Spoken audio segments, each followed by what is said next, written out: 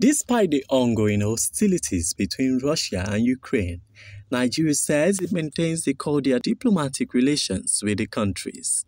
This is even as Nigeria is yet to vote against the Ukrainian invasion by Russia as a signatory to the United Nations on human rights violation as a sovereign state. Minister of State for Foreign Affairs Zubairu Dada reiterated this stance to State House correspondents during the weekly ministerial briefing organized by the Presidential Communications Team. The minister maintains that Nigeria's foreign policy strictly condemns acts of human rights violation, while calling for international diplomacy towards achieving peace in the war-torn country. We are a very disciplined member of the international community, and we are guided by international law.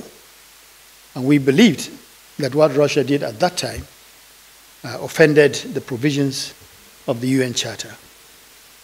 This is because the invasion is against international law and the United Nations Charter.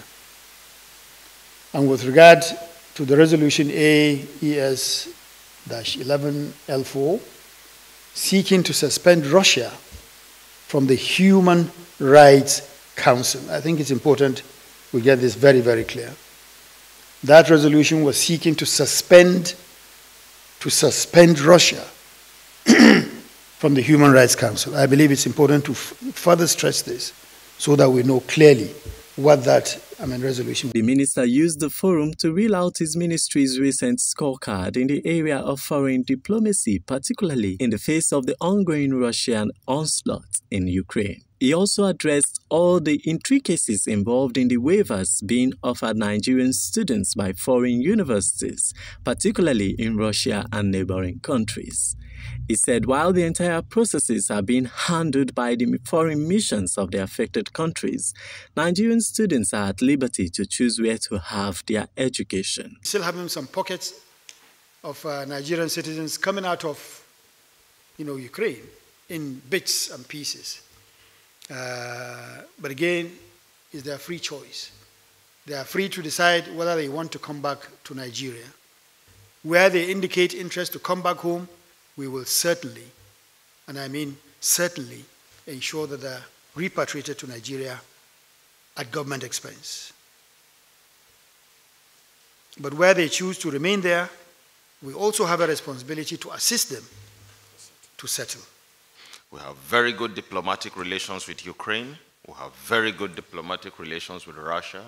And where should that offer be put on the table and we have students that desire to continue, why not? Then concerning the plans, I'll take this and then come back to the others. The plans of the government concerning students, especially those fleeing Ukraine. Two opportunities have been provided. One is that some of the Ukrainian universities are insisting on continuing their studies online. And where students, some have even started even as we speak. Where students opt to do that, fine.